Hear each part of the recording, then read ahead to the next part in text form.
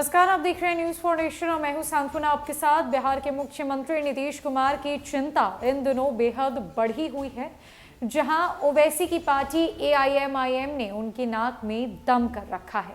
और यही वजह है कि नीतीश कुमार ने खुद अपनी पार्टी और रणनीति, साथ ही साथ बिहार की राजनीति की कमान संभाल रखी है। दरअसल बिहार की 3 सीटों पर हुए उपचुनावों में AIMIM ने मुश्किलें बढ़ा दी है, जहां ओवैसी की पार्टी लगातार खुद के विस्तारीकरण पर बिहार में लगी हुई है। मुस्लिम वोट बैंक को अपने खेमे में लेने की कोशिश उस पार्टी की तरफ से शुरू हो गई है, जिसका सीधा नुकसान महागठबंधन को झेलना पड़ सकता है।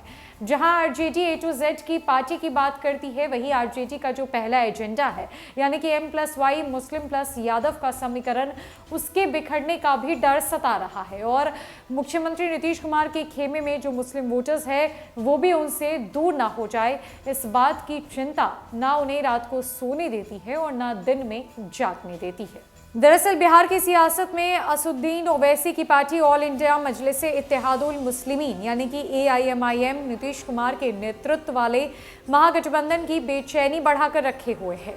यही वजह है कि मुख्यमंत्री नीतीश कुमार ने खुद कमान संभाल ली है और मुस्लिम बुद्धिजीवियों के साथ बैठकर मुस्लिम वोटों के बिखराव को लेकर अपनी चिंता जाहिर की है। इसके पहले भी नीतीश ने विधानसभा भवन में महागठबंधन के विधायकों को ओवैसी से सतर्क रहने की नसीहत दी थी। ऐसे में सवाल उठता है कि ओवैसी से नीतीश क्यों चिंतित है और क्या मुस्लिम वोटों पर उनकी पकड़ कमजोर हो रही है। दरअसल नीतीश कुमार की असल चिंता पिछले दिनों हुए उपचुनाव में AIMIM के प्रदर्शन को लेकर है। गोपालगंज में ओवैसी की पार्टी के उम्मीदवार को 12,000 से अधिक वोट मिले। बीजेपी ये सीट जीतने में कामयाब रही थी, लेकिन उसके जीत का अंतर 2,000 वोटों से भी कम था और RJD प्रत्याशी दूसरे नंबर पर था। इसी तरह से कुडनी उपचुनाव में ओवैसी के प्रत्याशी को 3,000 से कुछ अधिक वोट मिले हैं, लेकिन वहां नीतीश कुमार की जदयू प्रत्याशी को बीजेपी के हाथों 3600 वोटों से हार का सामना करना पड़ा। बिहार में ओवैसी की पार्टी जिस तरह से हर एक उपचुनाव लड़ रही है और मुसलमानों को एक खेमा यह जानते हुए भी कि AIMIM उम्मीदवार वोट दिया कि उसके जीतने के आसार नहीं है, इसके चलते महागठबंधन को नुकसान और बीजेपी को सीधा फायदा पहुंचा है।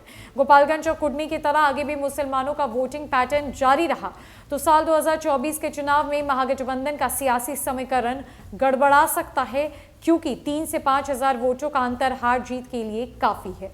बिहार में कहीं ना कहीं मुस्लिम वोट बैंक का खेमा बिखरता जा रहा है, जिसकी चिंता मुख्यमंत्री नीतीश कुमार को सता रही है। और यही वजह है कि उन्होंने खुद बिहार की कमान अपने हाथों में ले रखी है और लगातार मुस्लिम वोट बैंक को अपनी तरफ खींचने की कोशिश में लगे हुए हैं।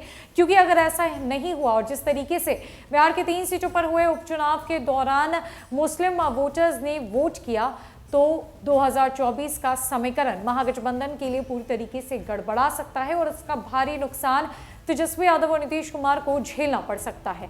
अब देखना यह है कि नीतीश कुमार किस तरीके से मुस्लिम वोट बैंक को अपने खेमे में लेते हैं। क्या उनकी ये कोशिश कामयाब होती है या ओवैसी इसे नाकामयाब कर देंगे? आपको क्या लगता है, हमें जरूर बताएं कमेंट सेक्शन में। फिलहाल के लिए इस अपडेट में इतना ही। नमस्कार।